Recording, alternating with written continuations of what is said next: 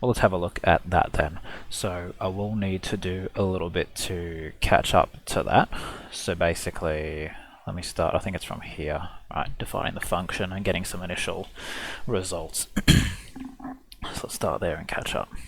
So you've got function is equal to 1 over 27 bracket a times x, take 1 all cubed, times bracket b take 3x plus 1. Okay, we get our function. Next up was getting stationary points, so that's pretty quick. Find diff equals 0. That should get us the 2. Yep, that makes sense. For value of a, does f have no stationary points? That's where you have a equals 0, destroying both of those options. Find a in terms of b if f has one stationary point. That's where you assume they are the same thing, so you just cas solve, making them equal to each other. And it was a in terms of, yeah, a in terms of b. That gets us that one. Maximum number of stationary points, 2, just based off of the fact that there's 2 possible outcomes there. And now we can adjust part. Yeah?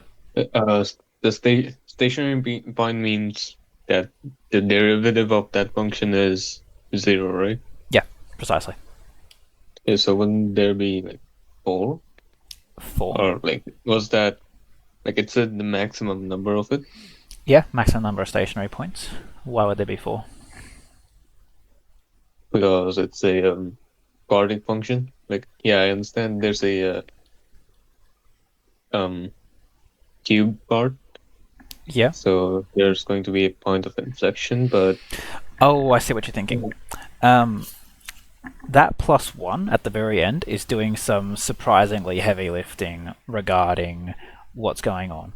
Like, yes, this is implying there will be an inflection point in the graph, absolutely, and that is a type of stationary point. The cut at b for b minus 3x won't actually necessarily appear at where you expect it. The whole thing will be shifted up by 1. So that cubed term, assuming there was no vertical translation there, would imply it has to be an inflection point at that spot, yeah? Yeah. So that means that one of these stationary points, probably this one, is going to be the inflection point, wherever that ends up being. Then the other stationary point, it's a little bit more ambiguous where that's going to come from, because that would be a cut and that would be an inflection point. There's no real way to see where the other type of stationary point is, unless you're doing your diff equals 0 to actually get there. So having 4 possible outcomes isn't having 4 possible stationary points isn't actually true of this function here, because that term is forcing one of them to be an inflection point, which means the other that we got would have been some other stationary point. The other way to think about it is diff equals 0 always gets you stationary points. So if you've only got 2 ways of getting, or 2 possible outcomes from this, generically speaking, then even if you don't know what type they are, inflection point or otherwise, you've got 2 possible results there. So a maximum of 2 unique spots where gradient is 0, and therefore a maximum of 2 possible stationary points. Okay? Okay. I think I was thinking about like, what do you see, like what do you say? Like undo the, I have no idea, but like it's a quadratic function, yeah? Yep, it's a quadratic. So like I think I was thinking about like if you make all the terms linear. So yeah, then there would be 4. Yeah, like a fully generic quadratic. So there's always going to be, even if, like, let's just say we're not having this function as just fully generic ax4 bx cubed, so on and so forth, it's actually going to be 1 less than the power For instance, a quadratic currently has one stationary point, but it's a degree 2. A cubic can only have a max of 2 stationary points, and it's degree 3. So by that logic, we would technically be assuming 3. So that would be true if it was a fully generic polynomial of degree 4, but it's not. We got this specific polynomial in this order here. And so it's not asking what's the maximum number of stationary points a quartic can have. It's specifically regarding this function f. Okay? Yep. Okay. Cool. As for continuing on, so part F, assuming there is a stationary point at 1, 1 and another at pp, find the value of p. So again, this is sort of leading you down the direction of assuming there's going to be two types of stationary points. One's going to be at 1, 1, the other's going to be at some other location that is also a duplicate. X and Y are equivalent. Yeah. Could you give me a second? Yeah. Can I grab my copy? Yeah, no worries. Okay. Fine.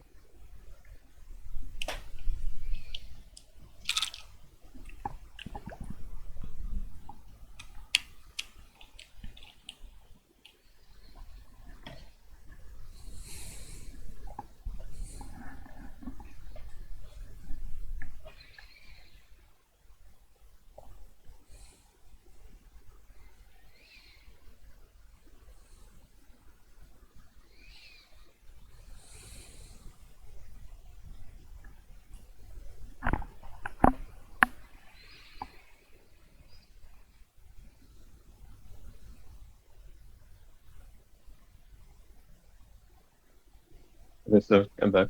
Yep. Cool. Let me know when you're ready to start. Yep. Yep. Okay, I'm good. Cool.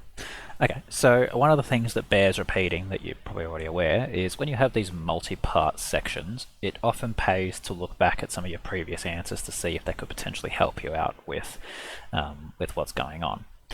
So by looking back and seeing what we've done so far, which is why I sort of did this all live together, what we've done is we've found, generically speaking, where stationary points on this f of x would be, and we figure out a few conditions as to whether they have no stationary points, one stationary point, and the maximum number.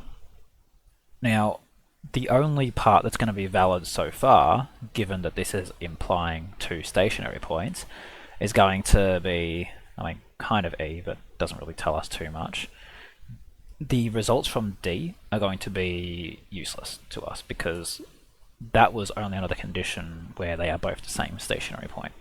So the information of A equals 3 over B, we're going to pretend it doesn't exist because that was only created under the conditions of one stationary point. Same thing for part C. The A equals 0 thing, we're just going to completely ignore because that would be under the condition of no stationary points. So really, when we look back at it, the only real information that we have to base this off of is at part B, because part A was a different function, or at least a function that had different coefficients for those spots. So with that in mind, we've already got two things in terms of A and B, two x locations of our stationary points, and this is telling us we have two stationary points. So that's hopefully going to be relevant. We know the location of one of them. The stationary point is at 1, 1. And the other is kind of the same, but a little bit different in the sense that it's a duplicate point, but it's a different spot, not 1, 1 anymore. Yep. With that in mind, we've got to start marrying these pieces of information up. How do you suggest we might do that?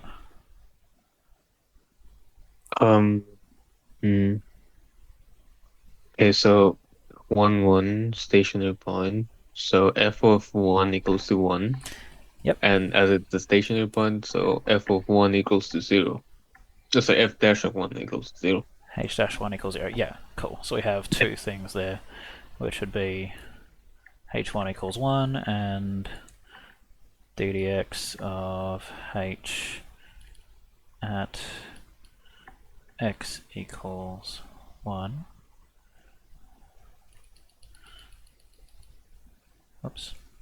That was my bracket. There it is equal to 0. Cool. Okay. So far what we've essentially achieved there are two separate equations with two unknowns in there, A and B. Yep. What might we do from here?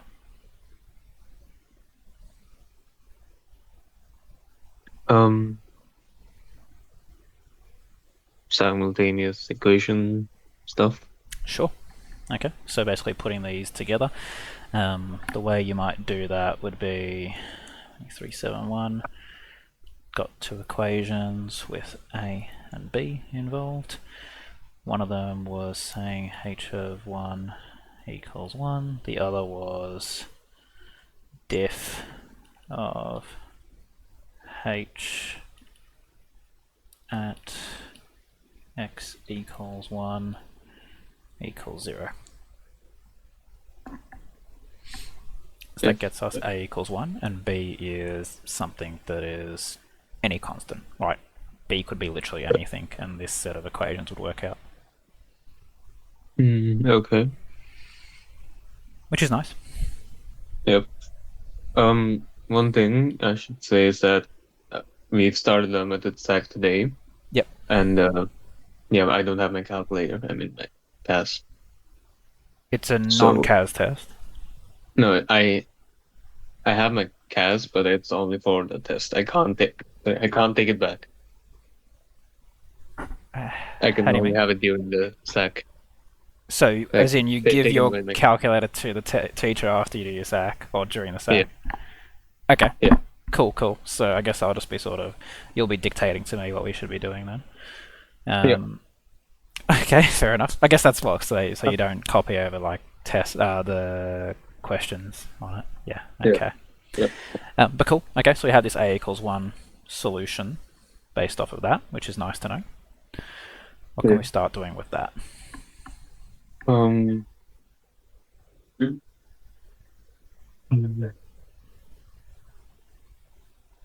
uh,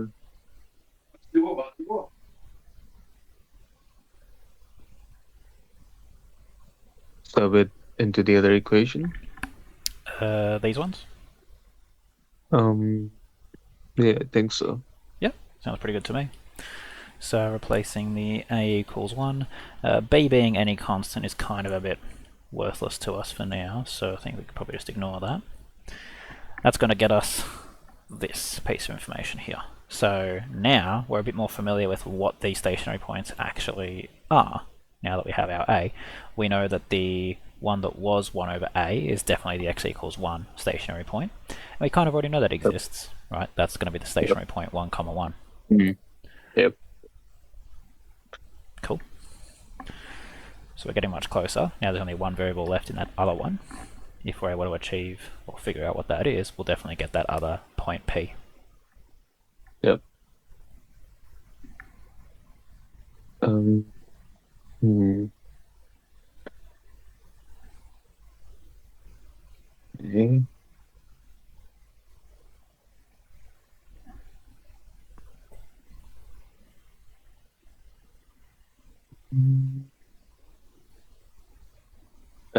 Can we use any information from the past questions?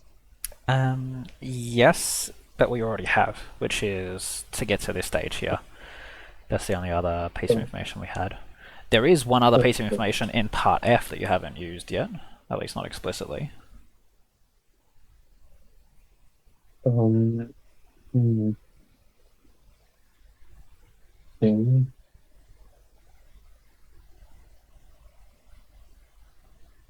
Stationary.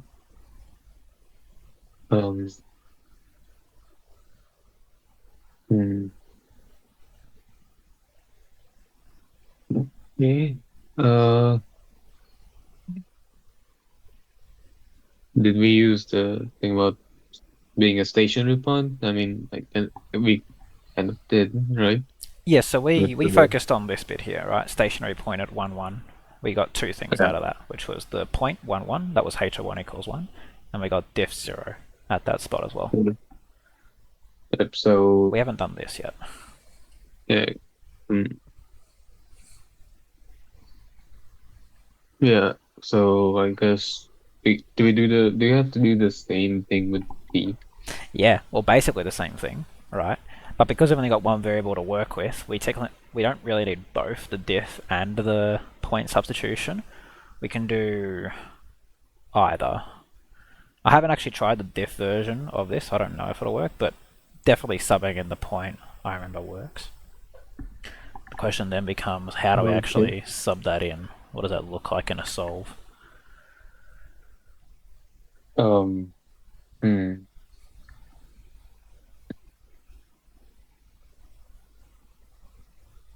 Do we sub it into the derivative thing or Yeah, so we can wait? try the diff one. That's fine. So solve derivative of, we get another bracket. Solve derivative of h of x. Now, you've got to say at a specific spot. What am I actually saying here? The other point that we got. Yeah, so b plus 1 over 4. And we're going to make it equal 0 because it is a stationary point. Let's see if it works. Oh, right, let me... The camera is out of focus. Oh, it's out of focus. Whoops. Yeah. Okay, let me just refix that up. Define a equals 1. Okay, well that gets us a true, which is nice, but not quite what we're looking for. Okay. Um. Hmm. Why did why didn't give it true thing? Who Well, faked it? because as we saw before, when we did the simultaneous solve, it said this set of equations will be true for a equals 1 and b equals any constant. So solving for b in this case, there's no real value that it can give. So it's just sort of saying that any value of b would work for this, right? All of them. So this particular equation here at least validates some of our solution, which is like saying, cool, we're on the right track, but it doesn't quite get us the B solution that we're looking for. That was one of the things we could have tried. There was another thing as well.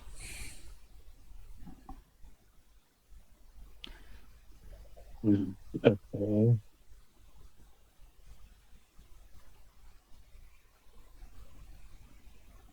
Um.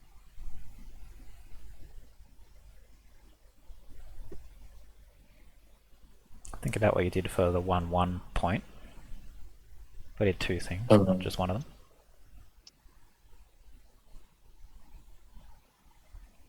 Sorry, I don't have my calculator. I can't just. I usually just Yeah, go just back go and back see and have what a I look. did. Yeah, so I've got it highlighted on mine. So not Um, only did we do diff 0, but we also subbed in the point as well. We subbed in 1-1, yeah. h of 1 equals 1. So the other Yeah. thing that we can do to say that h of that point, so b plus 1 over 4, is also equal to b plus 1 over 4, because again, the x and y coordinates, as per the question, are identical. Okay.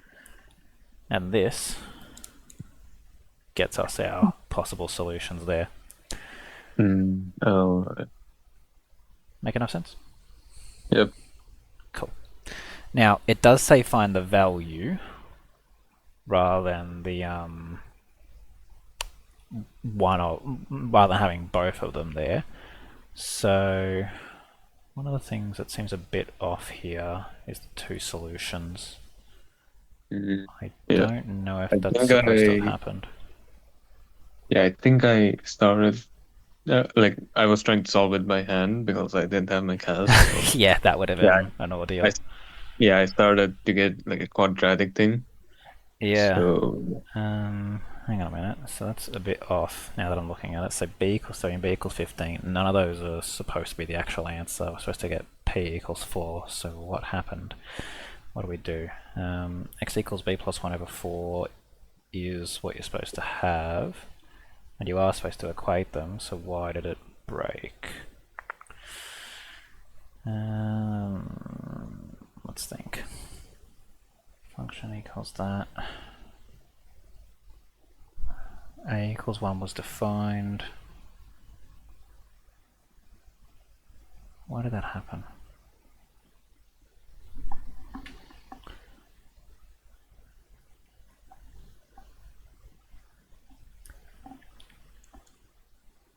These are all in terms of B. Cool. f of x equals x, yeah, comma b. What happened? F of p equals p, yes. Oh! Yeah, no. I figured out what's going on. We just solved for b. Did we actually even want to have b in the first place? No. Yeah. So, what do we actually want? P. Yeah, precisely. So, how are we going to get from our b solutions to our p solution? Um,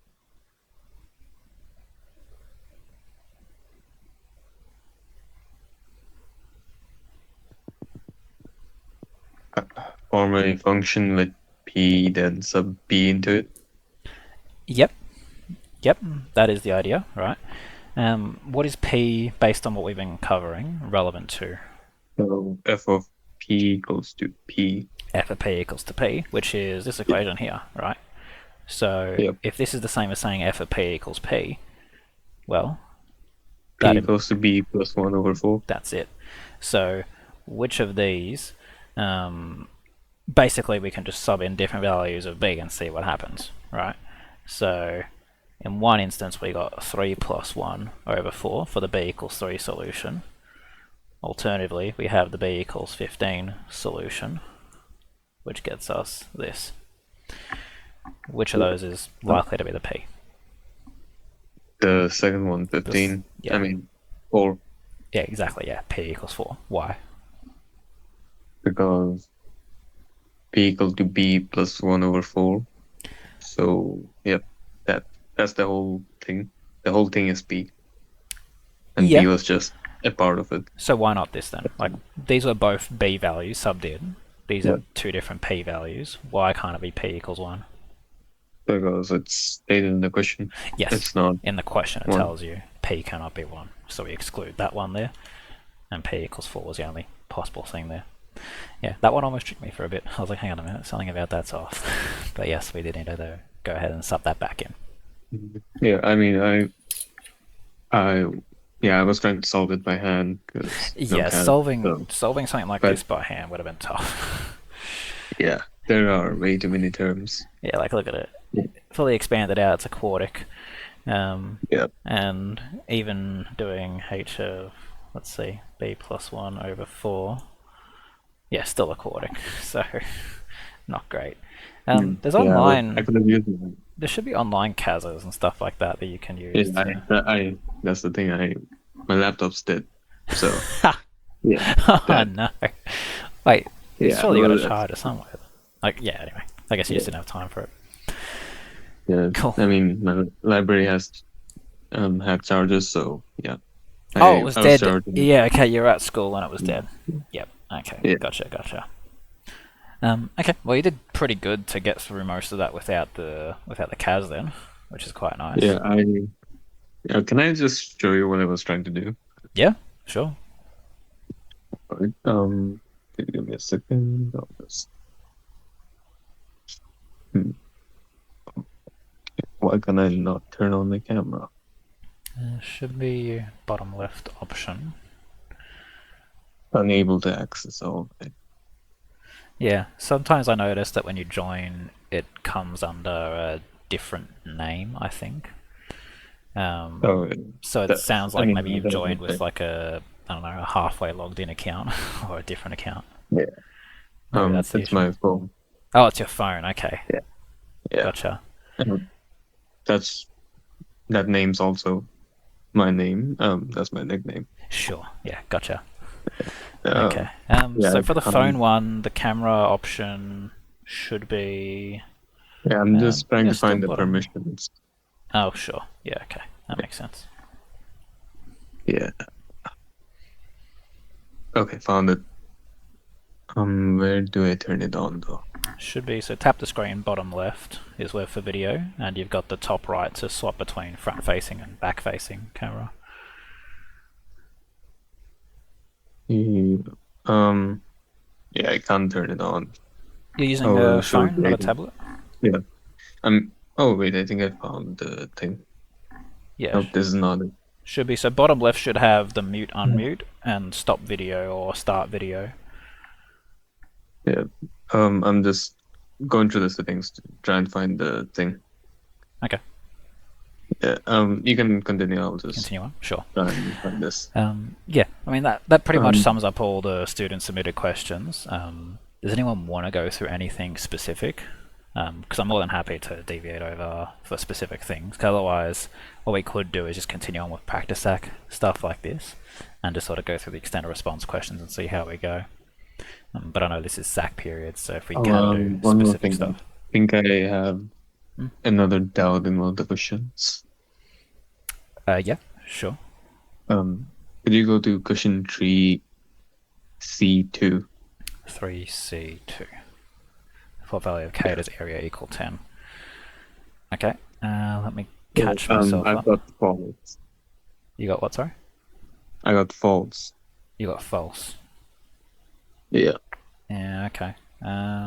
Did you have k already assigned to something? No. Okay. Let's Don't catch think up so. then. So I'm gonna need some past information, so bear with me for a second as we do exactly that. So first up, for any of these extended response questions, we'll get some definitions going. In this case, it is the hyperbola that is being mentioned in the question. It did mention that k was relevant, so I'm going to assume gradient between the points will be important information to have. So we got 2 points on there, k and a. Gradient between any 2 points, you're doing a straight line between those points. You're doing rise over run. So to get that sorted, we'll just do exactly that. So let's say k is the second point, a is the first point.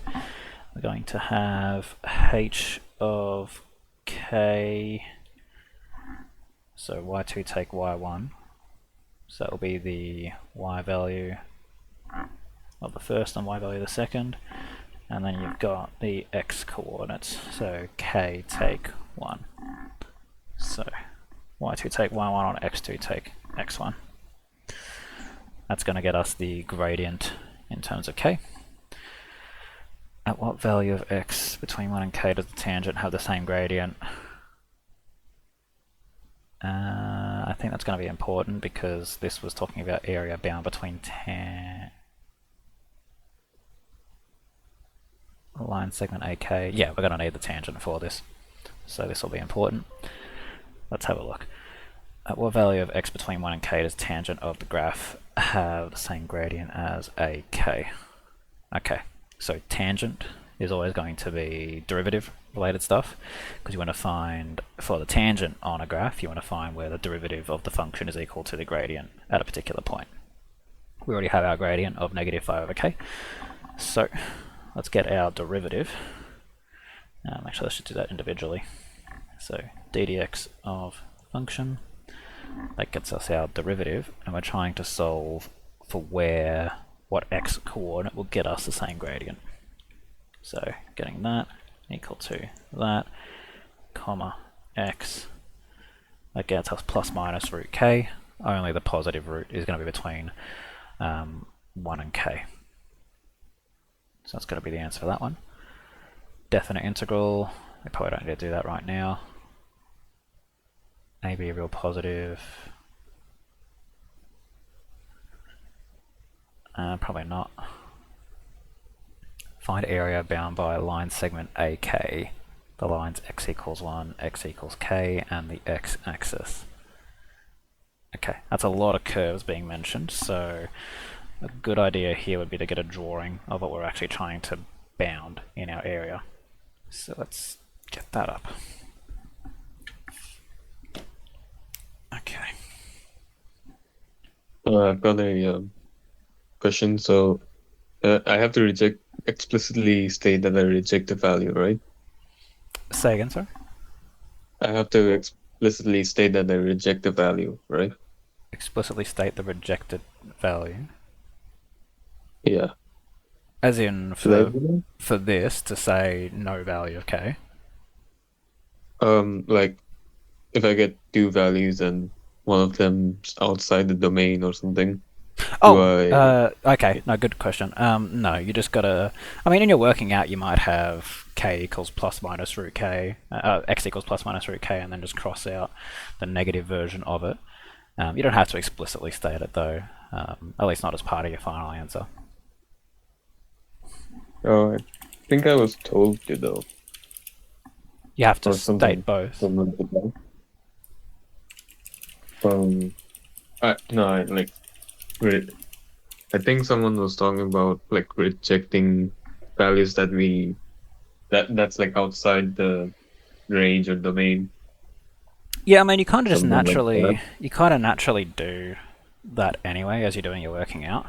Like in your working out for this, you would do your, I don't know, you'd say dx of f of x is equal to whatever, and then whenever you have whatever that function is, you say let that equal to negative 5 over k. I think it was negative 5 over k.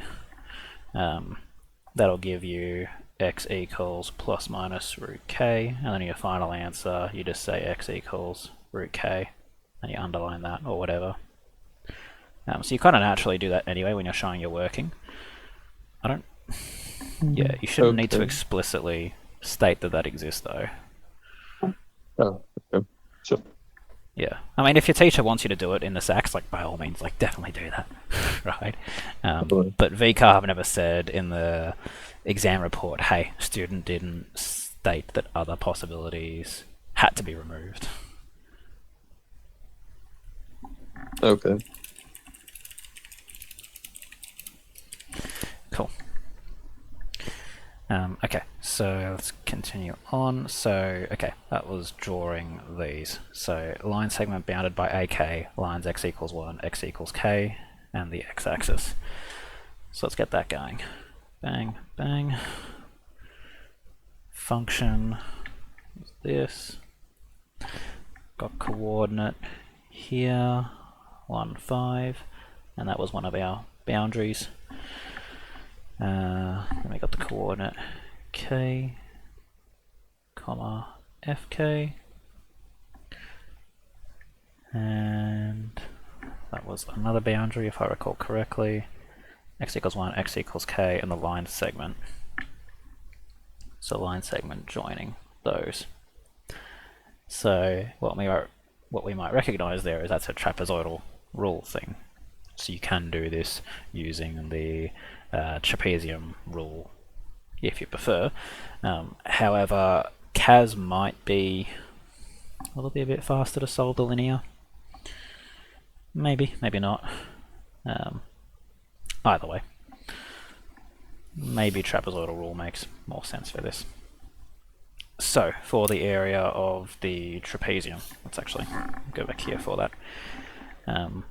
We need the two heights, so 5 and f of k, and we need the x locations, or the distance between them.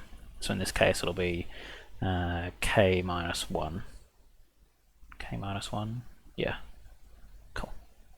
So any trapezium area is height 1, so 5, plus height 2, so that's f of k, over 2, and then multiplied by the horizontal distance, so k minus 1. That's what we're going to get our CAS to do. Did you do this one with trapezium or just with like solving the tangent and integrals?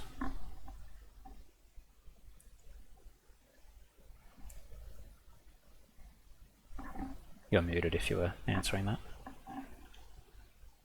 Oh yeah. Just integrals. Just integrals? Yeah, that's fine. Yep. This should give an equivalent answer, unless I've done something a bit stupid. Let's find out.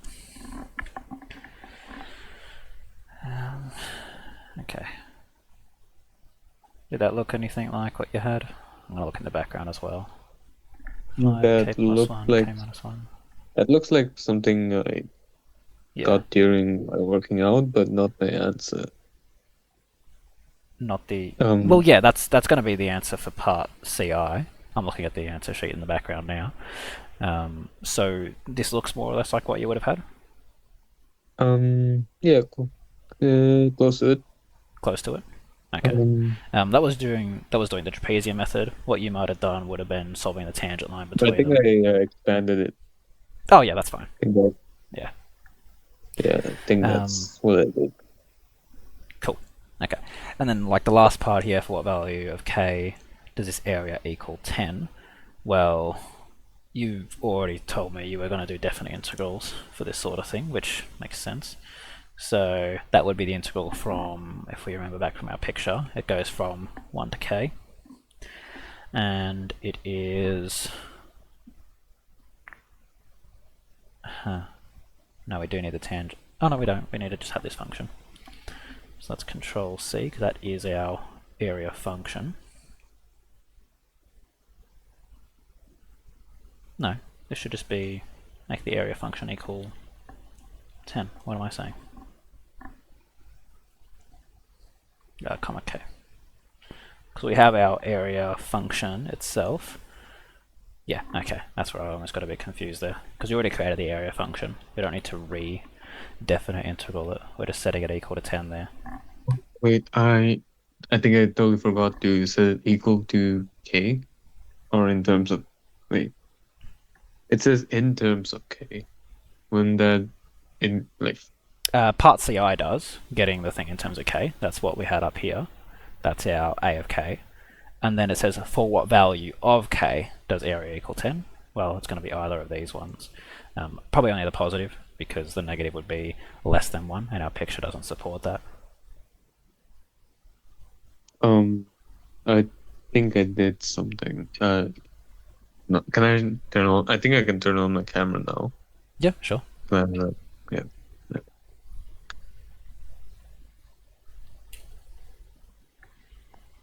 Okay, I think that's worked. Yeah. Yeah. Let's have a look here. Yeah, terrible. Oh, you're good. Okay. Fly squared. Okay, let me double check that is actually indeed the right area thing. So I'm going to get the CAS to expand this out.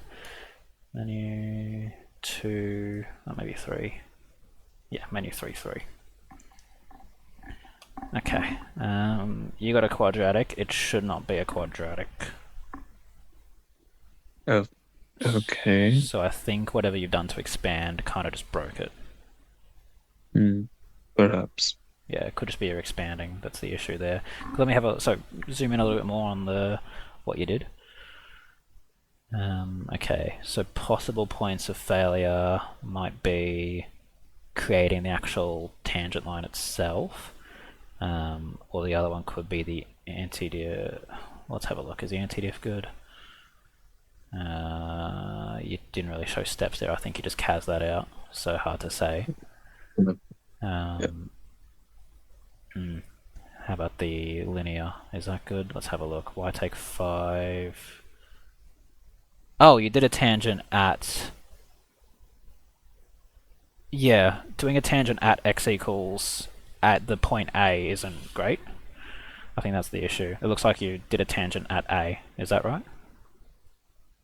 I think so. Because tangent at A would get you this.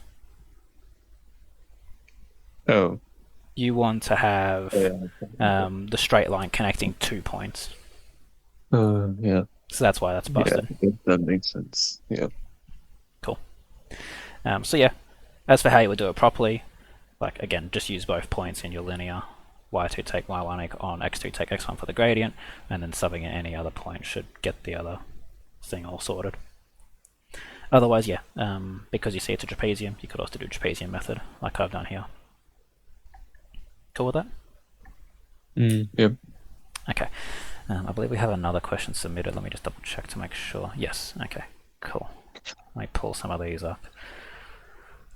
They are images. They won't show on the screen share unless I change things up quickly. So let me go ahead and do that. Are we going to go through... Yeah. Okay. Let's do it. Okay.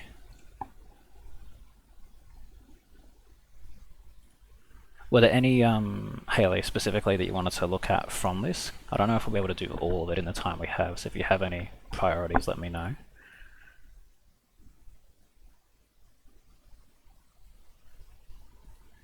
Okay, is that screen share good? It is. Cool. So I've just got the first one up there. Range and domain questions? Sure. Okay, so that's going to be right up here. So, question 1. So we've got a linear there, f of x. First thing being asked is the domain of f. So, domain is just all the possible x values that can fit into the function. As long as the math doesn't break, so that means no divide by zero errors, no asymptotes, nothing like that, any other x value should be fine for it. Now, I've given a cheat sheet beforehand in the functions relations lecture that we did before, which was basically all the different function types and their possible restrictions there. Couldn't see the test paper, see what I did wrong, not exactly sure what you struggled with. Sure. Okay, well when you get those back, we can take another look at this in more detail for the ones you specifically got wrong. But you've kind of already told me that range and domain is the main issue that you're running into, so for now we'll focus on that. And then when you get back the actual paper, more than happy to go through and dig into those specific ones that you were struggling with. But okay, so question 1 here, domain of f, given that it's linear, if we refer back to, actually let me pull up the cheat sheet for our domain stuff. Okay, lecture, functions relations, and I think it's this one. Yeah, here we go. Okay. So if I change that screen share over real quick, here's what I'm talking about. Do you know where this is, by the way? I'm happy to send you a link directly to what these are if you don't already have them. But it's a list of all the different types of functions that there are that will come up, and they're the associated domains for them. So the one that we had was linear, right? We, if I change that screen share back, this is a linear function. So domain, so long as there's no other restrictions mentioned in the thing, is going to be all real numbers. We cool so far on that?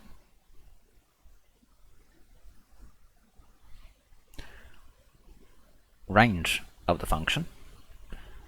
You only ever answer range of a function once you know the domain of the function.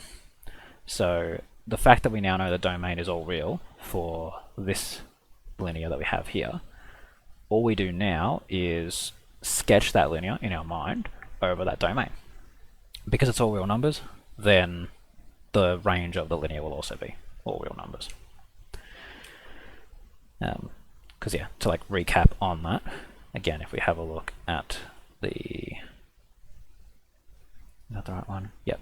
If we look at this, there's nothing that would inherently break a linear. So domain for that is pretty much always going to be all real numbers, excluding any particular things that are mentioned in the question that go further than that. Which is why we got our domain of all real. Now that we know our domain in our mind, or maybe even as a quick sketch on the side, we just sketch that function and then observe it. Does it go, what are all the possible y values? Because all the possible y values are in fact our range. So we had 3x plus 4 for that. If we look at that linear, it clearly shoots to positive and negative infinity. So again, the range of f is going to be all real numbers. Alright with that?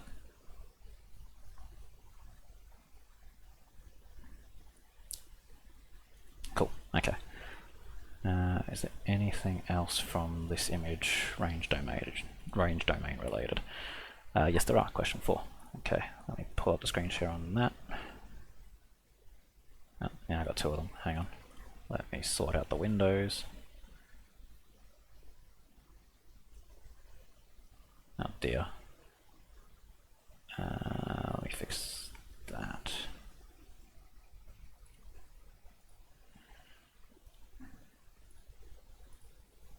I think this is the right one. Yeah, cool. Okay, again, maximal, domain, and range of these functions. So in part A, we got a hyperbola, and in part B, we got a truncus. So I guess one thing that we can definitely clarify here is, like, does it make enough sense that you can identify what the function is immediately? Like, do you ever have trouble identifying what types of functions these are?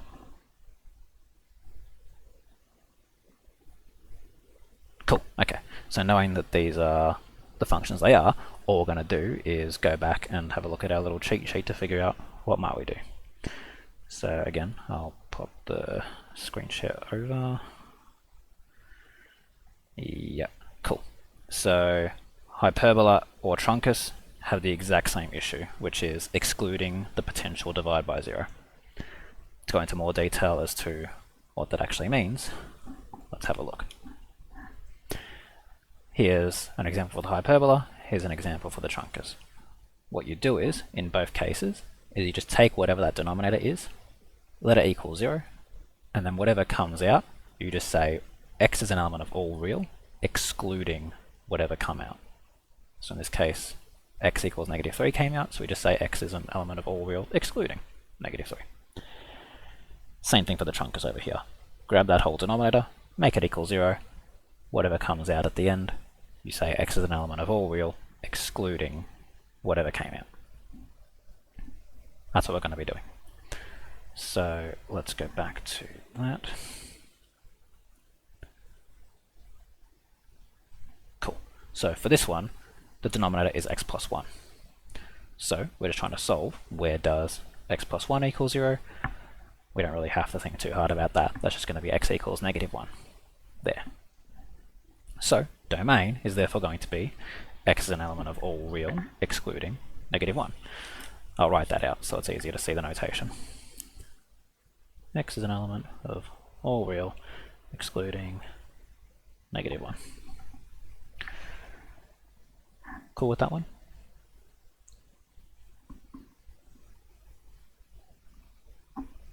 Nice. While we're on the same topic of domain, we'll move over to part B just so we can knock out that domain as well. So that one is to have x take 1 all squared equals 0. Again, we're taking that whole denominator, making it equal 0. X take 1 all squared equals 0, and we're just going to solve that. Square rooting both sides, x minus 1 equals 0, x equals 1. That was the outcome. So again, we say x is an element of all real to start with, and then we're going to exclude the 1.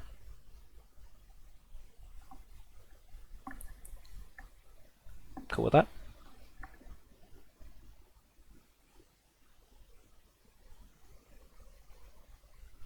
Okay. Now for ranges of both of these.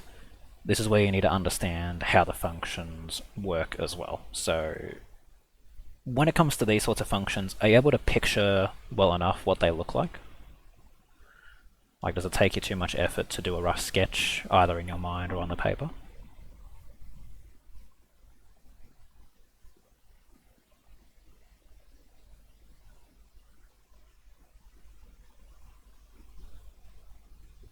You would draw them out? Yeah, that's fine. So let's draw them out. So as long as that doesn't take you too much time to get used to get done, then you should be able to answer these domain and range questions quickly enough. So for the axis here, if we have a look at question 4 again, that was 1 over x plus 1 take 2. So it's a shift left by 1 and a shift down by 2. Shift left by 1 gets you that. Shift down by 2 gets you that. It's a positive hyperbola, so it's going to occupy quadrants 1 and 3. Now, quadrants implying the asymptotes that we had here. This is also, consequently, another way of identifying your domain as well. Domain, all we're ever doing is looking across the entire function and saying, hey, where does there exist no x value that is defined? Well, that's going to be right here, this asymptote. We've got to exclude asymptotes. So if you like the sketching idea, you can kind of even skip this sort of stuff and just go straight to sketching it and looking. Where does it span x? Where does it span y? Like for here, we did this, at least in this case, to do our range. All we're going to do is look at the function we just drew and say, okay, what y values don't exist on this graph? Well, all these are good. All these y values, y values, y values, until you get here. Y equals -2. That's an asymptote.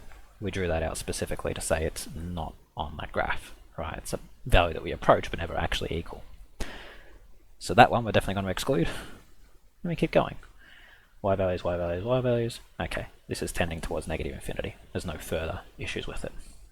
So the only thing that we're worried about there is going to be the the y equals minus 2. So when we give our range, you could say f of x is an element of all real excluding minus 2. You could say y there as well, but I'll typically use the same notation in the question. And this is like super explicit as well. You could probably even just get away with saying that. Same for like domain and range. I'm just showing you the most, or the closest, most accurate way of potentially describing it. Alright with that?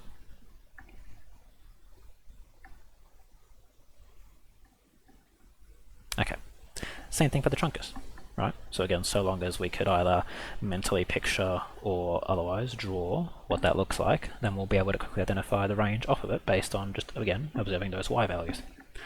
This is x minus 1 and a plus 2, so that means a shift right by 1 and a shift up by 2.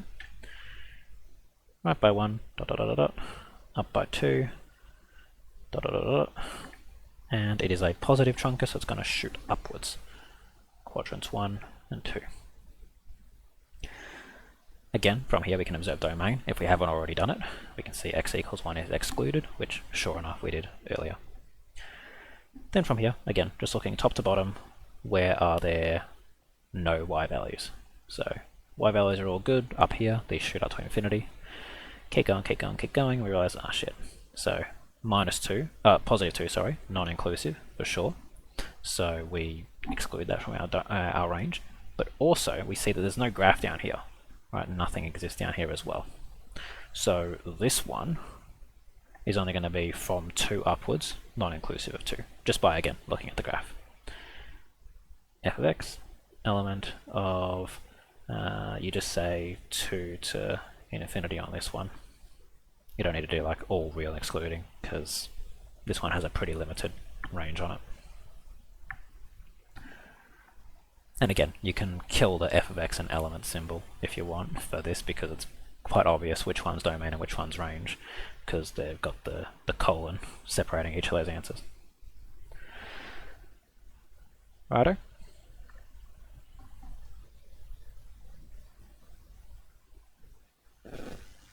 Cool. Okay, let's transition this over just quickly so that I can kill that and open up a new one. Okay.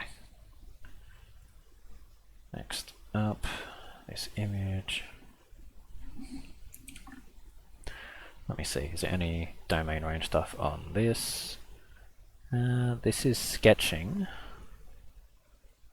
so not quite. Okay, next one up.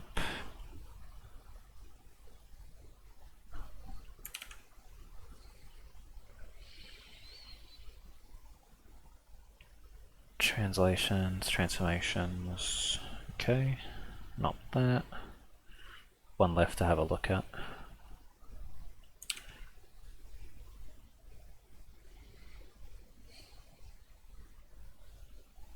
Yeah, okay, so the rest of this is on like your transformations or the sketching of graphs. Was there any other type of question you want to identify or look at from here? And we can finish up on that new type. So to recap, it was like sketching of different graphs and transformations were the key things I was looking at there.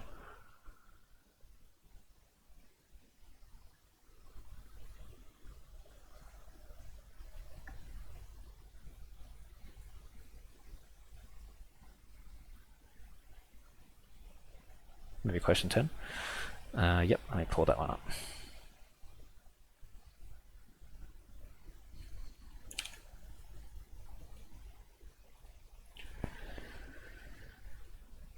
Okay. Oh yeah, so this is kind of similar to what we were doing before you ended up joining, which was we have this generic function and we're trying to use some information to figure out some other key features of that graph.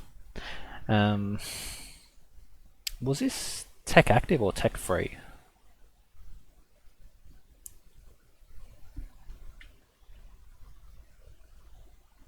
Tech free? Cool. Let's do it that way then. So question 10 there. Find the function f such that f of 2 equals 0 and the vertex is there. Okay, so one of the first things we want to do is, well, for me, I'll need to get it on the paper first. So let's get that all written. The key information is as follows. The function itself, a bracket x take p, x take q. The other key information is going to be f of 2 equals 0, and finally the vertex, or the stationary point, as we're referring to them, is at -2, -48. Okay, so explicitly there's two pieces of information here, but three variables, a, p, q. Typically, we want to have the same number of equations as we do variables. This is equation 1, and we can create at least an equation 2 by subbing this one in as well. So in other words, f of -2 equals -48. That could be another equation. But that's still only two equations with three unknowns in there. Based on where you're at, derivatives aren't explicitly taught to you at this stage, although you could use the derivative here, because stationary point means gradient equals 0, so finding the derivative of this function would get you there. But we don't have that luxury because it's Unit 1 and 2, and we haven't got there just yet. So we've got to think of another way to figure out where does the vertex, the turning point, of this function exist. What function type is this? I know there's a bunch of letters in there, but if you expand that all out, you do get a type of function. What function type is this?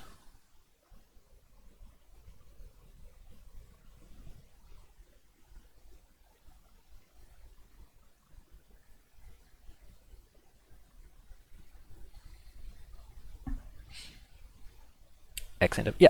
So this is the x-intercept version of the quadratic, right? So if we were to sketch roughly what this looks like, we know there's going to be x-intercepts at p and q. Now we don't know if they're positive or negative, really, but we could make some assumptions based on our other information. So for instance, since we know f of 2 is 0, we know that, yeah, exactly that, f of 2 is 0. There's at least a cut there. We know P and Q are the cuts, so potentially this one could be P or Q. This one could be P or Q as well. Let's just call this one Q and this one P, just to get at least something going on the graph. And we know the vertex is at -2, -48. So -2, -48, the vertex is over here. So putting this all down on the page, we're going to realize pretty quickly this is going to be a really wonky quadratic. Right, we're not going to do this. That's not going to quite work out too well. So the fact that we know one of them is at 2 implies that the other one surely is going to be over here. That way, when we draw our graph, it doesn't look stupid anymore. Not only that, we can start using some symmetries involved here. So before even considering like these are P's and Q's, we kind of already know this one's at 2 and the midpoint's at -2. Well, that there is a gap of 4, right? To get from -2 to 2 is a gap of 4, and because quadratics are symmetrical, there's also got to be a gap of 4 over here as well. So we know this one here should be -6 then, maintaining that whole thing. Fair enough on how I've been putting this graph together so far? By the way, if anyone has to go, let me know. More than happy to just say bye and then continue on for anyone who can stay.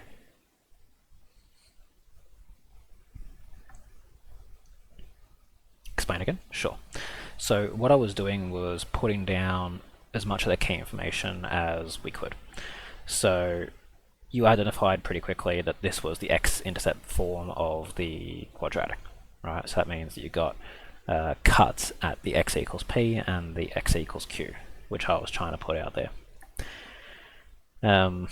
So, you know, an initial idea of just doing that might be you have your p labeled, you have your q labeled, and you're going to have either maybe this kind of quadratic or this kind of quadratic. At least just by looking at that stuff. But then when we start looking at the supporting information of saying, okay, f of 2 equals 0, well, that means that one of my x-intercepts is 2. So that's x equals 2, y equals 0. So that's why I was able to dot this one out in particular. So I was thinking, okay, cool, one of these can be 2, sure. Then from there, the other thing was the stationary point, the vertex. That's at -2, -48. So we got to dot that one out over here. If I try the same thing over here, I'm going to see my dot ends up over here, which is not at all what I've drawn here. So I keep the one that I know has to be there for sure, and I kill the one that definitely shouldn't. The only way for a turning point to exist over here and cut through there is if it also cuts through here. So now my Q, or whatever, is over there. That's how I got this overall shape. Maybe I'll pause there for a bit. Are we cool with now how we got this overall shape so far?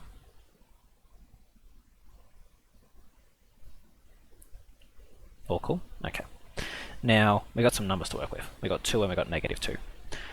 Based on the symmetry of the quadratic, this being the location of the stationary point and this being one of the x-intercepts, this is perfectly symmetrical about this axis of symmetry here.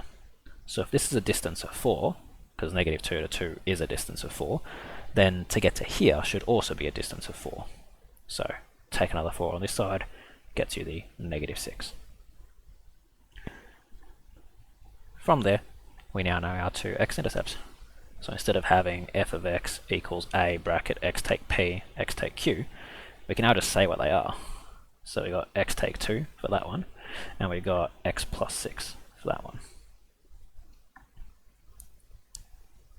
Alright with that?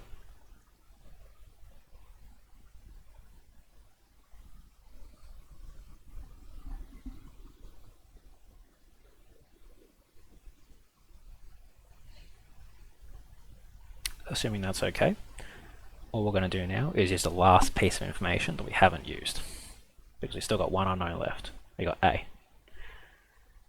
Well, we know the turning point is at -2, -46. So in other words, f of -2 equals, oh sorry, -48. That's just my shit handwriting. So we do exactly that. -48 equals a bracket -2 take 2 bracket -2 plus 6. And then we just solve this for a, since a is the only variable left.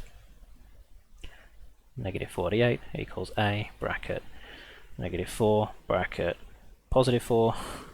4 4s are 16. -48 a bracket -16.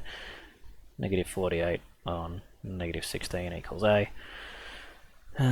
16, 32, 48, is that just -3? Oh, +3? You know, whatever it ends up being. Solving for a there. Pretty sure it's just 3. And then yeah, all you're doing is then writing out the final function now that you have the final variable. F of x is equal to 3 bracket x take 2x plus 6 from memory. Yeah. And again, do a quick validation. Does a positive a make sense here? Well, yeah, it's a positive quadratic. It's got to do that. Does my x take 2 and x plus 6 still make sense? Well, yep, cut to 2, cut to -6. If you want to go even further, you can justify, does this still become true? Is this still true? We've kind of already done that though, included in the picture, so it's just sort of a matter of how paranoid you might be as to how far you want to start proving your final answer. But should just be good enough to look at the graph and be like, okay, all the information I was given makes enough sense based on this answer. Okay with that? What I can do finally is also drop in the notes of how we do these kinds of questions. So let me find that real quick just to have a nice little send off on this one. So that was in functions, relations, polynomials. Is it apps? Yes, but we want the quadratics one. Let me have a look. Yes. Okay, I'm going to drop that in the chat now, because this will basically detail more or less exactly what I've done here for a bunch of different examples. So I'll just briefly show you what's in there. If we have a look back at the, back at the screen share, it contains, what happens if you know the turning point and a point, which is kind of what we did have actually, right? Just not the picture of it. We knew where the turning point was, and we knew the x-intercept. So if we think about the procedure we'd follow, it's going to be something quite similar. We have the axis intercepts and a point. This is even also kind of like what we had. We had this, we didn't really have that, and the point that we had was the turning point. So really I just give you a bunch of different possible scenarios there to show you different kinds of approaches you can use in those similar questions. These had pictures associated with them. If you don't have the pictures, obviously you've got to create them based on the points given. So cool, let me know how that goes, if there's anything that needs to be further clarified on that. Otherwise, that'll be about it for today. Thanks so much, guys. No worries, happy to help. Thanks. Have a good day. You too, thanks. Oh yeah, sure. Shoot.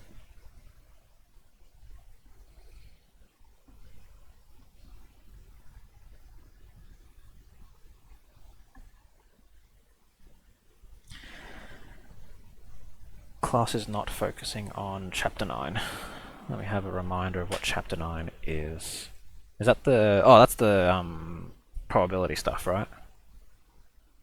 Yeah, what do you... Yeah, that's fair. Especially Unit 1 and 2, we find that things, they do a little bit differently, different schools. Unit 3-4 is a bit more consistent, but yeah. I think...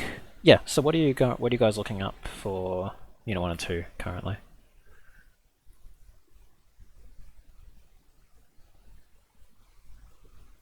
Chapter 13, I think that's exponentials.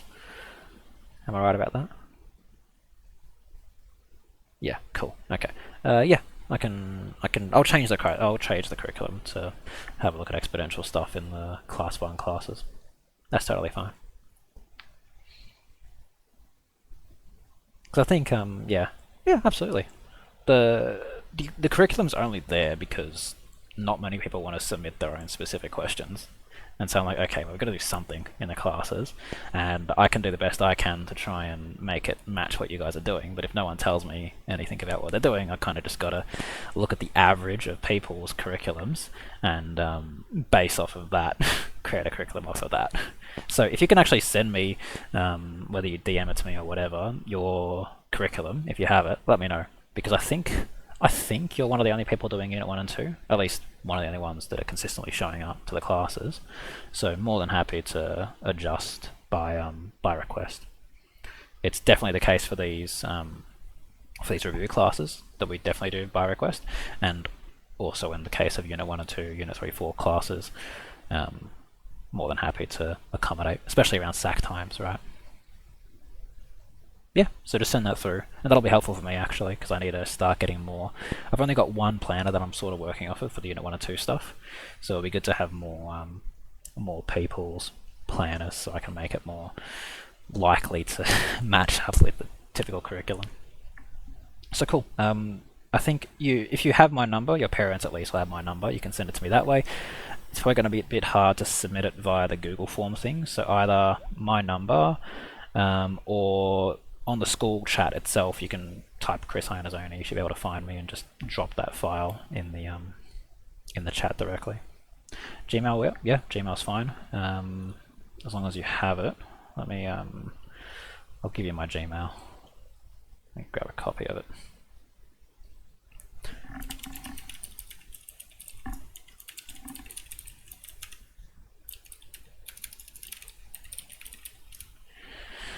Let me see. Chris any Gmail at mathmaticmaster.com.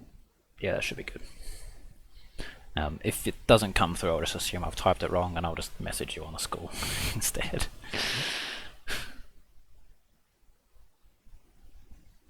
All good? Came through. Nice. Alright, cool. I'll await that. Yeah, just give that a try. If I don't respond, if I don't see anything by the end of today, I'll follow you up. I'll follow up with you tomorrow morning to try and get that through. Actually, what am I saying? It should be. It is a PDF. Your planner, yeah. Because I think you can submit PDFs on the class. Yeah. Okay. You should be able to just submit it via the same links you used to using for the class stuff as well. So if the email fails, there's also that as well. Anyway, but yeah, I'll have a look at that and I'll adjust accordingly. I need to adjust it for the Unit 3-4 stuff as well, because everyone's doing their SAC stuff now, and I'm like, well, probability's probably a bit too early to start looking at now. But yeah, cool. I'll wait that. No worries. Have a good day.